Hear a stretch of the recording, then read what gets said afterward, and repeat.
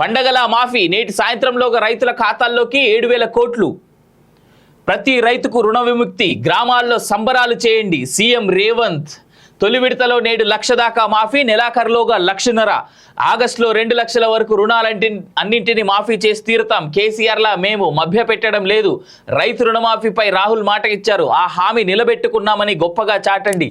దీనిపై జాతీయ స్థాయిలో చర్చ జరగాలి. పార్లమెంట్ భేటీల్లో ఎంపీలు ప్రస్తావించాలి. కాంగ్రెస్ ముఖ్య నేతలకు సీఎం రేవంత్ దిశానిర్దేశం. రేషన్ కార్డు లేని వారికి మాఫీ వర్తింపు అంటూ చూస్తా ఉన్నాం. రుణమాఫీకి ఎన్సీడీసీ రుణం 5,000 కోట్ల కోసం సర్కార్ ప్రయత్నాలు. షాతో సీఎం సంప్రదింపులు. ఈ సొమ్ము సహకార మాఫీకి అంటూ కూడా చూస్తా ఉన్నాం. ఇగో 11.42 లక్షల మంది ఖాతాల్లోకి నగదు. ఈ కుబేర్తో 7,000 కోట్లు జమ. 20 మంది రైతులకు సీఎం చేతుల మీదుగా చెక్కుల పంపిణీ. నేటి ఉదయం బ్యాంకర్లతో రేవంత్ భేటీ అంటూ చూస్తా ఉన్నాం. రాష్ట్రంలోని ప్రతి రైతును రుణ విముక్తుని చేయాలన్న లక్ష్యంతో 2 లక్షల మేర రుణాలను ఒకేసారి మాఫీ చేస్తామని సీఎం రేవంత్ రెడ్డి ప్రకటించారు. ఈ విషయంలో కాంగ్రెస్ ప్రభుత్వానికి చిత్తశుద్ధి ఉందని, కేసీఆర్ లాగా మాటలు చెప్పి రైతులను తాము మభ్యపెట్టడం లేదన్నారు. 1,00,000 రూపాయల మేర రైతు రుణాలను గురువారం సాయంత్రం 4 గంటలకల్లా మాఫీ చేయనున్నట్లు వెల్లడించారు. రైతుల ఖాతాల్లోకి 7,000 కోట్లను నేరుగా జమ చేయనున్నట్లు వెల్లడించారు.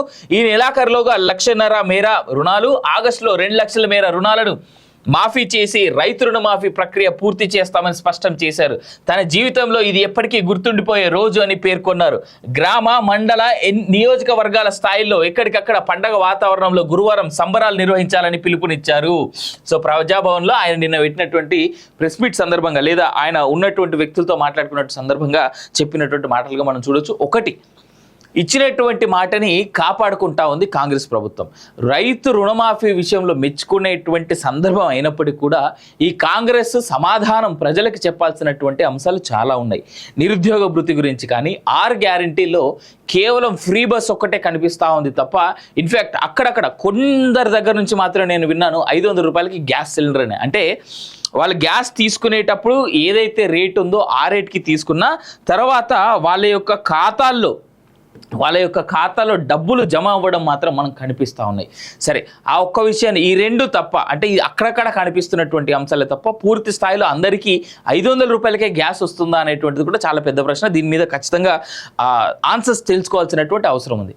అయితే ఇక్కడ ఈ 500 రూపాయలకే గ్యాస్తో పాటు రుణమాఫీతో పాటు, ఇప్పుడు రుణమాఫీ కూడా క్వెరీస్ ఎలాగో పెట్టారు, కొర్రీస్ ఏవైతే పెట్టారో ఆ కొర్రీస్ అన్నింటినీ పక్కన పెడితే ఎంతో కొంతమంది అయితే ఈ 2 లక్షల రూపాయల రుణమాఫీ వల్ల లబ్ధి చెందబోతున్నటువంటి రైతులను చూస్తే ఆనందం ఇస్తున్నప్పటికీ కూడా 6 గ్యారెంటీలు అంటే మెయిన్ హెడ్లైన్స్గా 6 పెట్టి దాని కింద సబ్గా 4 గ్యారెంటీలు పెట్టారు. అవన్నీ ఎప్పుడు ప్రజలకి అందిస్తారనేటువంటి విషయాన ఇటు రేవంత్ రెడ్డి కానీ, రాహుల్ గాంధీ కానీ సమాధానం చెప్పాల్సినటువంటి అవసరం ఉంది. ఎంతలా రైతు రుణమాఫీ అని చెప్పేసి వీళ్ళు చెప్తా ఉన్నప్పటికీ కూడా కొర్రీస్ పెట్టి దీంట్లో ఆ కొర్రీలో నుంచి జనాలకి ఎంతమంది రైతులకి వీళ్ళు నిజంగా ఆనందింపజేసేటువంటి స్థాయిలో ఉన్నారు అనేటువంటిది కూడా ప్రశ్న. కొంతమంది ఐటీలో పనిచేసేటువంటి ఐటీ ఎంప్లాయీస్గా ఉన్నటువంటి రైతుల యొక్క పిల్లలు ఉన్నారు. మరి ఆ ఫ్యామిలీకి వాళ్ళు ఐటీ కడతా ఉంటారు కదా. ఇప్పుడు లెట్సే మా ఫాదర్ రైతు అనుకుందామండి, నేను ఐటీలో జాబ్ చేస్తూ ఉంటే నేను ఐటీ కడతా, బట్ మా నాన్నగారు కట్టరు. నేను అదే కుటుంబానికి చెందినవాడిని కాబట్టి నేను ఐటీ కడుతున్నా కాబట్టి నాకు, అంటే మా నాన్నగారికి ఈ రైతు రుణమాఫీ వర్తించదు అనేటువంటి కోణాన కూడా కొన్ని కామెంట్స్ వినిపిస్తూ ఉన్నాయి. మరి దీనిపైన ఏ విధంగా సమాధానం చెప్తారనేటువంటి విషయాన్ని చెప్పట్లేదు.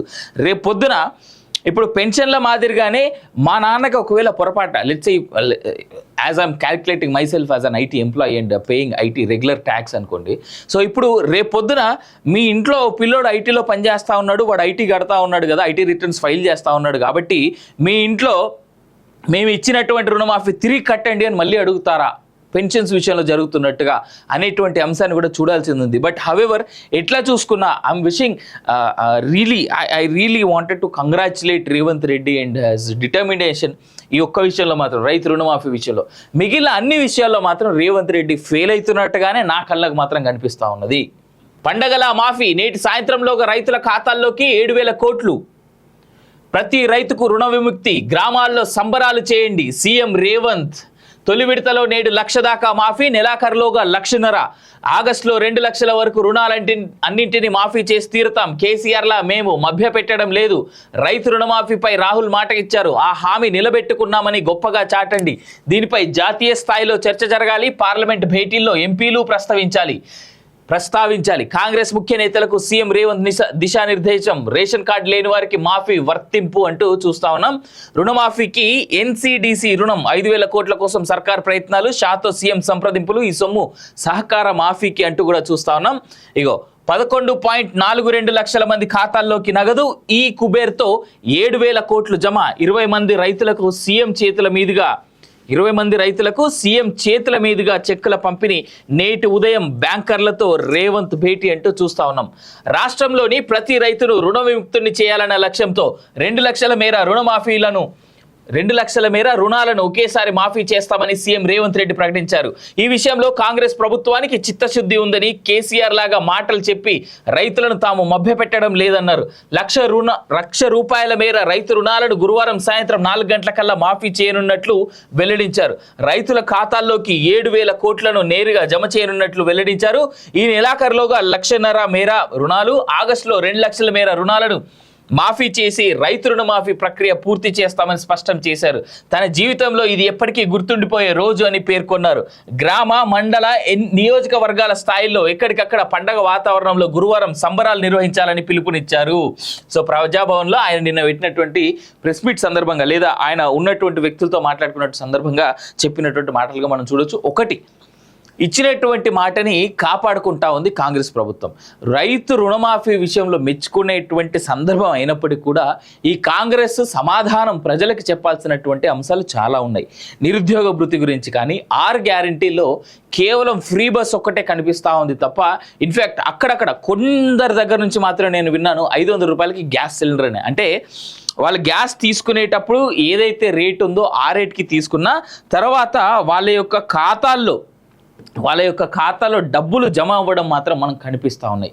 సరే, ఆ ఒక్క విషయాన్ని, ఈ రెండు తప్ప, అంటే ఇది అక్కడక్కడ కనిపిస్తున్నటువంటి అంశాలే తప్ప పూర్తి స్థాయిలో అందరికీ 500 రూపాయలకే గ్యాస్ వస్తుందా అనేటువంటిది కూడా చాలా పెద్ద ప్రశ్న. దీని మీద ఖచ్చితంగా ఆన్సర్స్ తెలుసుకోవాల్సినటువంటి అవసరం ఉంది.